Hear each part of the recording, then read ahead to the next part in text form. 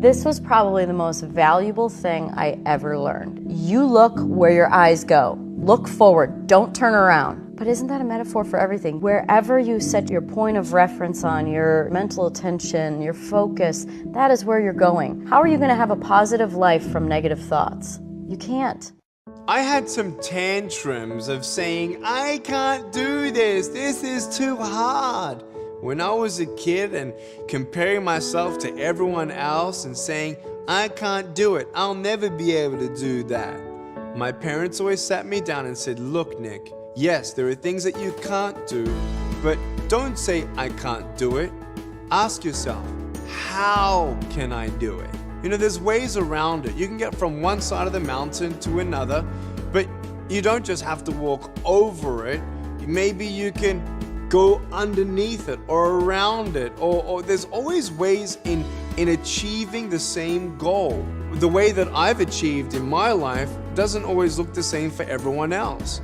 But the key to that success was I believed in myself. If someone else could do something, then I could try and work out how. It starts with believing in yourself.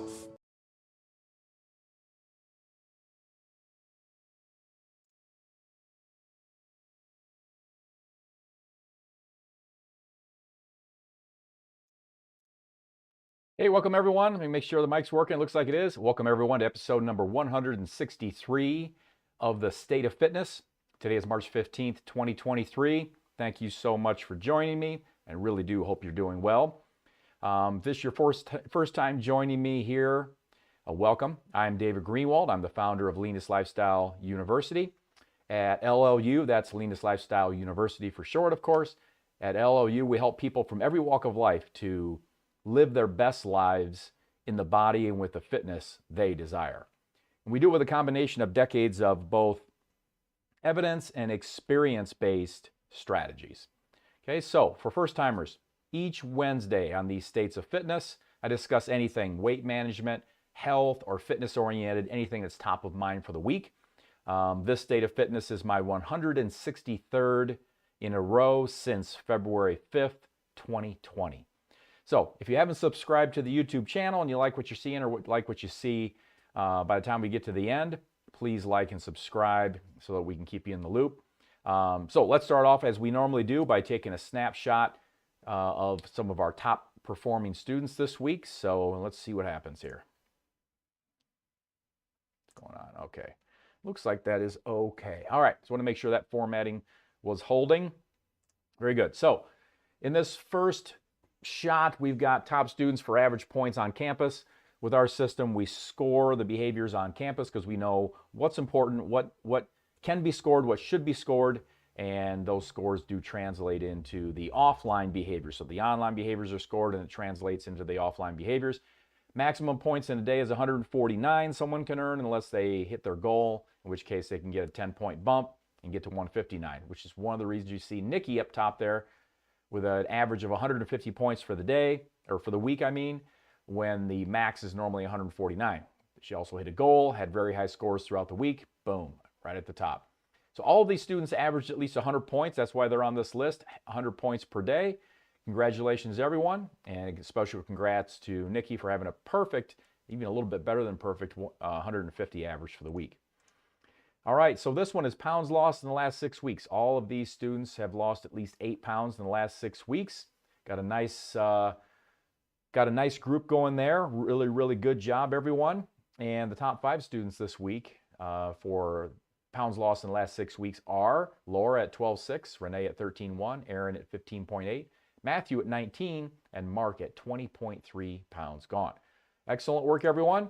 For percent of weight loss in the last 6 weeks, all of these students lost at least 4% of their weight as of 6 weeks ago. And the top 5 students here are Nikki at 6.6, Aaron at 6.8, Mark at 7.2%, Renee at 8%, and Aaron at 8.3% of the weight gone. Way to go, everybody. Outstanding work. And then this list is what we call our top maintainers list. And this is a list of students who have achieved their lifetime goal.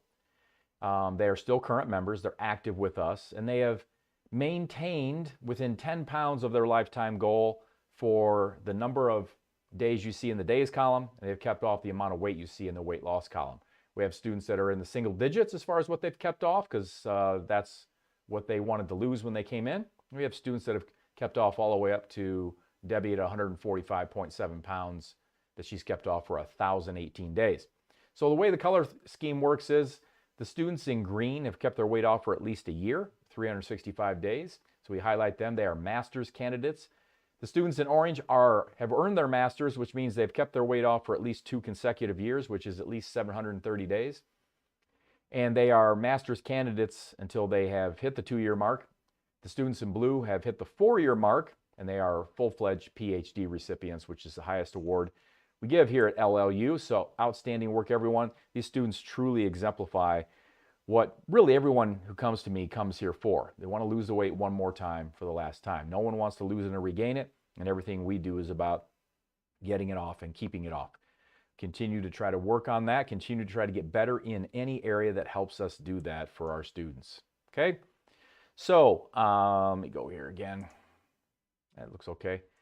So 2 weeks ago in part 1, we're kind of part 3 of 3 this week on exercise. So 2 weeks ago in part 1, episode 161, I just started off with cardio, and I discussed low intensity steady state, and then high intensity interval training, and then many other facets related to kind of aerobic activity.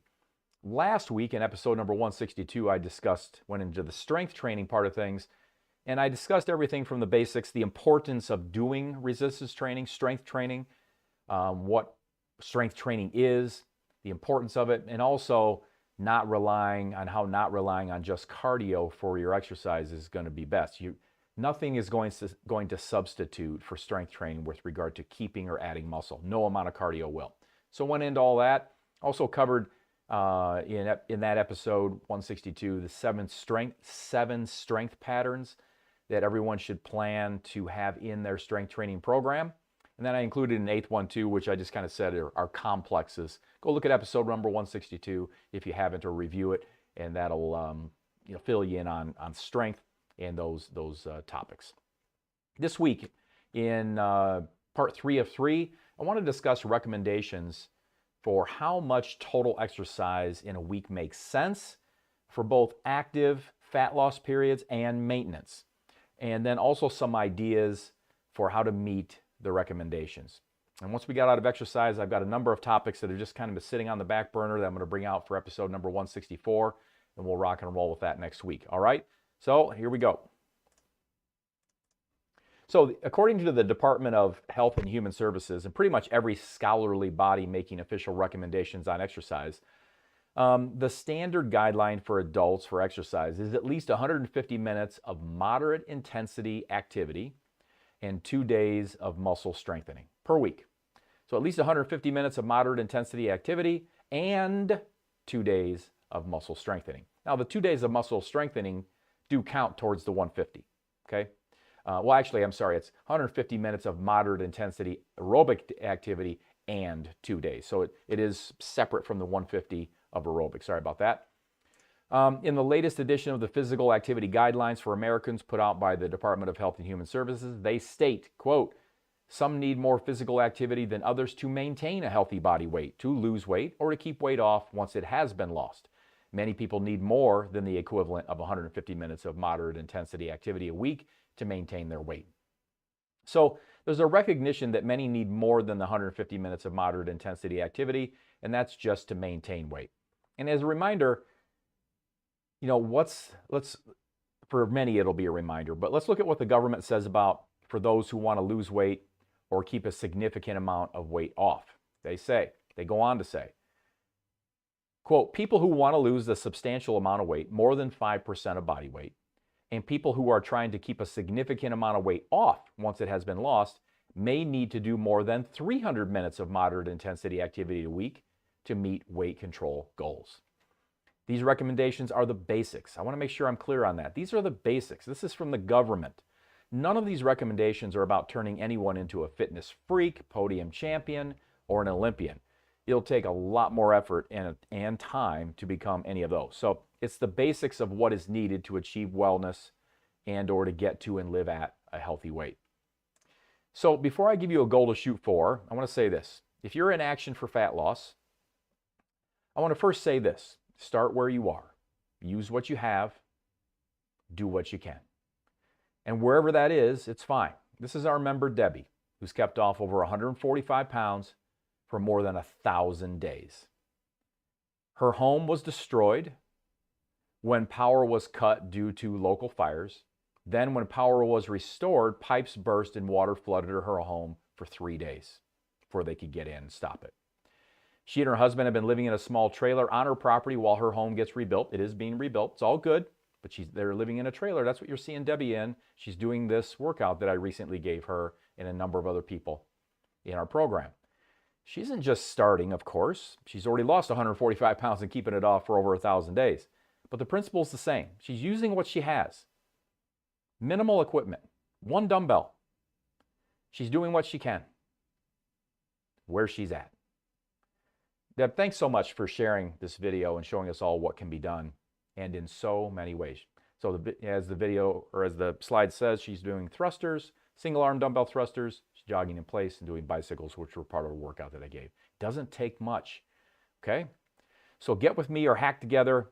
Oh, let me say this. If you haven't been exercising at all, walk around the block or walk in place for 5 minutes. Something's better than nothing. Or get with me or hack together a body weight only strength workout that takes 5 minutes, okay? Do something for 5 minutes a day. 10 is ideal to kind of start, but 5 minutes. Do something for 5 minutes a day, and there's literally no one who doesn't have 5 minutes a day. In the beginning, it's the habit that matters more than the duration or intensity, okay? So, if you're not already meeting the basic 150 minutes of moderate activity per week, including 2 strength training days, then what I suggest you do is keep building your exercise time and intensity up to meet those minimum guidelines first. So first, you want to meet that 150 minutes of moderate activity, aerobic activity, plus the 2 strength training days. And then ideally, when you are in action for fat loss, you want to build up to you burning 3,000 calories a week from exercise. 3,000 calories a week from exercise is what you want to build up to if you're in action, if you're in weight loss action, fat loss action, okay? In addition, I want you exercising 4 to 6 days a week. These are build up to things, just in case you're not there. If you're a million miles away from these things, it's okay. These are things to build up to. These are not crazy, by the way. These are things that are very likely going to be necessary to really accomplish what we're wanting to accomplish. And you can skin this cat that you're seeing so far here, you know, at least 3,000 calories burned a week from exercise and 4 to 6 total days of exercise. That always gives you at least 1 day off, if not 2 or 3.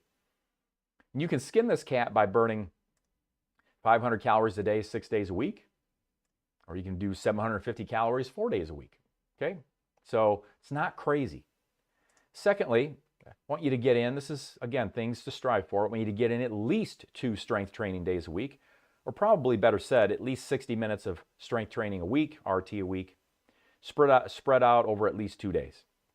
10 minutes a day, 6 days a week, 30 minutes a day, 2 days, something like that. Can be any of that, can be any combination of anything. And please know that your strength training calories absolutely count towards your total exercise calories that you burn for the week. It all counts, okay? So this is an action. This is kind of your roadmap for what we want to build to if you're in action right here, okay? And also as you need, I want to make sure you know that you can do strength on the same day as cardio. Don't get hung up on they have to be on separate days. They do not. And again, just as a reminder, if you're miles away from meeting these recommendations, only worry enough to start where you are, use what you have, and do what you can. Keep taking steps within your control to do what you can. That's all I'm asking. Keep trying to improve within your capabilities. You do not have to be at this suggested calorie week burn right now or ever, but keep moving toward it if you can, if you're in action for fat loss. And as I discussed a couple weeks back for the cardio portion of the series, you may be able to incorporate in some high intensity work, high intensity interval training, HIIT, right? So that you're burning more calories per minute and more calories overall in a shorter period. Doesn't matter, as long as you can do it safely, without injury, get the calories burned if you can. And just as an example, for me personally, I can burn 500 calories in 30 minutes if I'm going hard on some cardio piece or if I'm going hard on some really hard, CrossFit Metcon kind of thing. So if I'm doing high intensity interval training, I can burn 500 calories in 30 minutes. Let's see. A good rule of thumb to go by, though, if all else fails, when you're trying to figure out how many calories you're burning each day from exercise, ladies will burn about 8 calories a minute in vigorous exercise, and men will burn about 10 calories a minute with vigorous exercise. This will vary. These are just some rough sketch thumbnail, guidelines to go by. The calories burned per minute might be half. It might be like 4 calories a minute for women, 5 calories a minute for men if your effort is really light. This is for vigorous exercise. Okay, so I want to make sure I'm clear there. So what should someone do if they work 12-hour days? We have a number of health professionals, nurses in the program, and others who may work 12-hour shifts, but I know we have health professionals and nurses who work 12s quite frequently. Police officers a lot of times will too, and others. The reality is, a work day door-to-door time can be more like 14 or 15 hours. Door-to-door on a 12-hour shift, it could be 14 or 15-hour day. When you get home, it's get something to eat, shower, just crash, or do a dozen other things you're responsible for that don't go away just because you've already worked 15 hours, and I get it. So I recommend you do the following. Number 1, get in 10 minutes of something every day, no matter what. Warm up for 2-3 minutes, get things loosened up a bit, and then pick one exercise. Pick one exercise like air squats. Just squat till your hips are below your knees or till you don't have pain. Go deep enough. You don't want pain. Squat to a chair, squat to an object. Just air squat, for 5 minutes. Just pick a certain number of repetitions. Maybe it's just 5 repetitions per minute. Rest the remainder of the minute. Do that for 5 minutes. Do 10 repetitions per minute. Rest the remainder of the minute. Do that for 5 minutes, or do it for 10 minutes. Okay.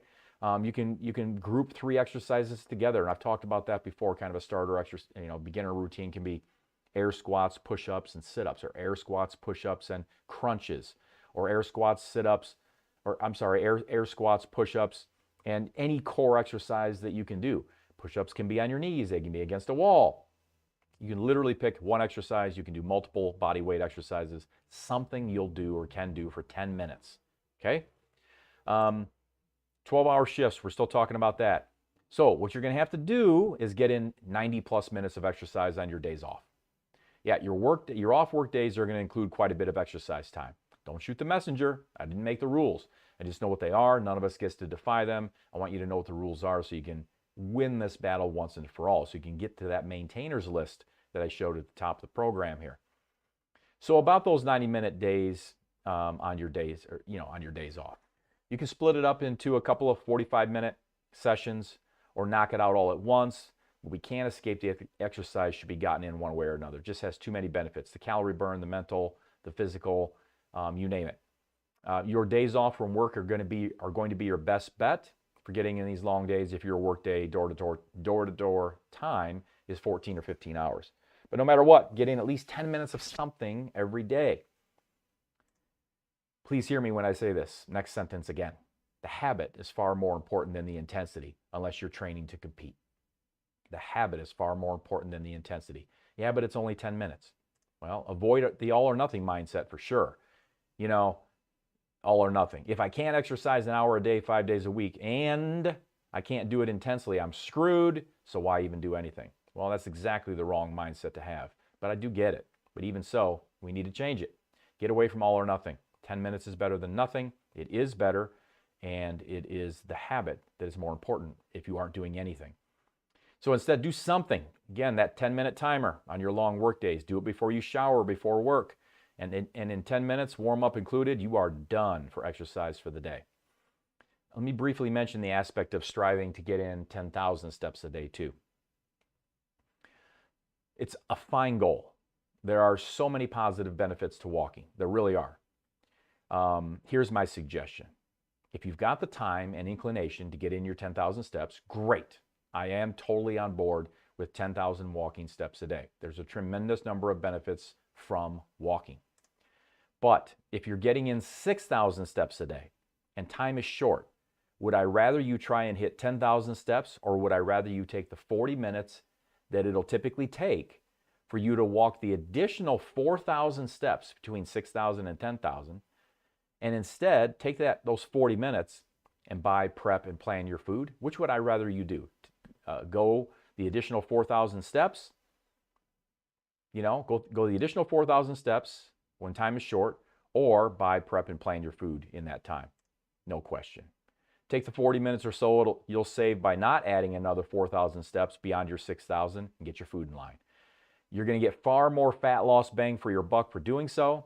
I'm telling you, because nutrition is 80 to 90% of this weight loss gig, if you're a step counter and you get in 6,000 steps a day, then if time is short, use the time you'd put in to the 4,000 step gap, use that time for planning, buying, and prepping your food. Okay? So my summary on exercise is this. Get in 10 minutes of something every day, no matter what. If you don't have a solid RT plan, strength plan, then the 10 minutes that you put in will probably be best, more ideal, doing something that's strength training, but even if it's just your body weight. All right, so if you're only going to do 10 minutes a day, then because muscle is so precious, and we want to preserve it, we want to save it, we want to grow it, we want to add to it, then using your 10 minutes for, again, air squats, push-ups, sit-ups, or something that involves a dumbbell or a kettlebell or something that is load-bearing for the 10 minutes is going to be better overall than possibly a 10-minute walk. I know that both have tremendous benefits, but if that's all you've got and we've got to preserve muscle, then that's just a suggestion, okay? To focus on the strength there. Burning calories while you're doing it. You can be huffing and puffing while you're doing strength, okay? The minimum exercise, even if you're in maintenance, is 150 minutes per 7 days, including 2 strength days. 150 minutes per week and 2 strength days. Ideally, you'll exercise enough to you'll build up until you're burning 3,000 calories a week from exercise. And again, as I said, skin that cat about any way you want for minutes per day and days per week. As long as you're exercising at least 4 days a week with strength training on at least 2 of them, you're going to be okay. All right? If between, let's see, let me go here. If between work and drive time, there just aren't enough hours in the day to exercise, then get in your 10 minutes in, and then plan to add in 90 minutes of exercise per day on your days off. You can split the 90 up any way you want, 2 45-minute sessions, 3 30s, 190, a 60 and a 30, whatever you want to do. The goal is to try to still build up to burning 3,000 plus calories a week from exercise. That's the goal. You may never get there. You may get beyond that, but that's the goal. If you're a step counter and you want to get in 10,000 steps a day, great. But in my opinion, once you've gotten in 6,000 steps, and this is if time is short, if you can do both, great. If you can do 10,000 steps and that's your thing, and you have time to buy, prep, prepare, plan your food, awesome. Please do that. But if time is short, I'd rather see you use the 4,000 step time, which would be about 40 minutes worth of time, to prep foods, buy, plan, prepare, and prep foods, okay? You'll get a better return on your fat loss investment of time if you do that. I answered the argument of HIIT versus LISS, high intensity interval training versus low intensity steady state in part 1 of this series. Do whatever floats your boat. Don't anybody tell you you have to do HIIT, you have to do low intensity steady state, or only HIIT is good, or whatever version of only do this or only do that. Do what floats your boat. My suggestion on HIIT is it can be done 5 days a week, it can, but for most people, they're probably going to do just fine, and probably maybe even better if they keep it down to maybe twice a week. It's a little harder on the joints, it can be a little harder on the muscle tissue, on the nervous system. It may take a little bit more to recover from it. Again, this isn't an across the board, universal, it's this way for everyone. It's just a guideline, something to keep in mind. The thing about low intensity steady state, as I said in part 1, is it can be done literally every day. A lot of times, especially if it's something like walking, it can be done multiple times a day. Can you combine HIIT and LISS in the same session? Yep, you sure can. You can do a Tabata. If you remember from the HIIT episode, I talked about a Tabata is just one of the versions of HIIT, and it's all in. It's 4 minutes. It's 20 seconds of work, 10 seconds of rest for 8 rounds. That's 4 minutes of work. Can you do that plus low intensity steady state in the same day? 26 minutes of low intensity steady state, 4 minutes of HIIT. Sure, absolutely. I have what's called the Muscle Professor and the 300 Professor on campus. If you're a student, the Muscle Professor and the 300 Professor are tools on campus. They're both awesome for helping you develop strength training protocols, strength training programs. They're awesome to help you get those some really good strength-based workouts. Ask me by private messaging if you're a student for any other help on strength training as well, or if you have any questions about the Muscle Professor or 300 Professor. Check your Getting Started with Exercise guide too. We have a guide. If you're new to this, or if you're kind of lost, we have a guide on campus under the Activity tab called Getting Started with Exercise. And it's going to include a lot of really great tips and ideas and strategies for exactly that, getting started. So check it out, okay? If you have any questions after you do, just let me know. And remember, start where you are. Use what you have. Do what you can. And I'm going to add this last one. I think it was Arthur Ashe, by the way, that had this initial quote, up to the start where you are, use what you have, do what you can. It's really cool. And I'm adding this last one, ask for help, okay? You're not, if you're a member, you're not alone. Don't, put yourself on an island and think you have to figure all this out. As you're looking at things, you're like, okay, I understand that, but I don't understand, the other thing. Ask, that's what we're here for. Ask me anything. Ask another coach about anything related to exercise, at any time. I have been interested and involved in fitness since I was a teenager. I have been training myself. Haven't taken more than 2 weeks off in a row since August of 1982. That's 40 years as I talk to you today. So when it comes to exercise, I've been a strength and conditioning coach in the past. I've developed curriculum for schools and athletes, high school athletes in schools, collegiate athletes.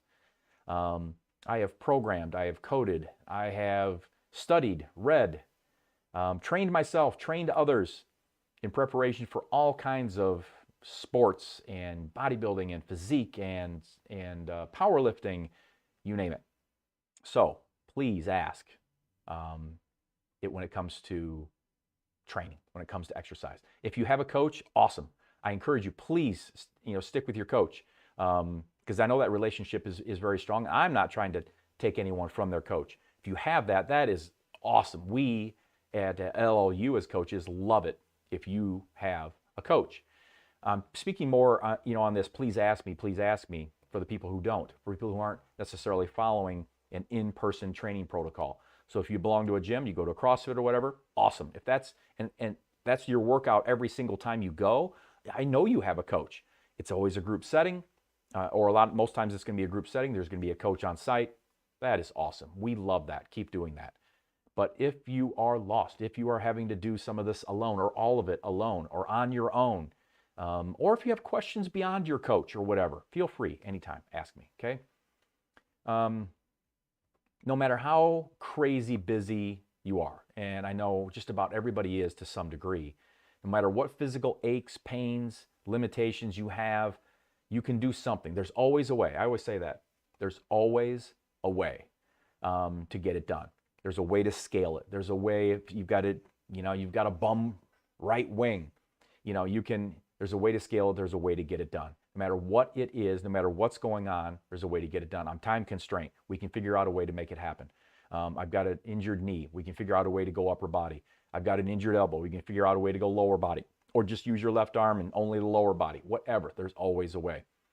There's always a way to be more active, and in doing so, you'll not only improve your health, but also your mind. Because the thing about exercise, as I've said, is I don't even think the greatest benefit of exercise is the calorie burn. I think the greatest benefit of exercise is the increased fitness and the mental health improvements, the staving off of dementia, the cognition improvements, the alertness, the consciousness, the awareness, the sharpness, all the things that relate to the brain, and then, of course, the fitness benefits of exercise. So please, let's figure out a way to get it in.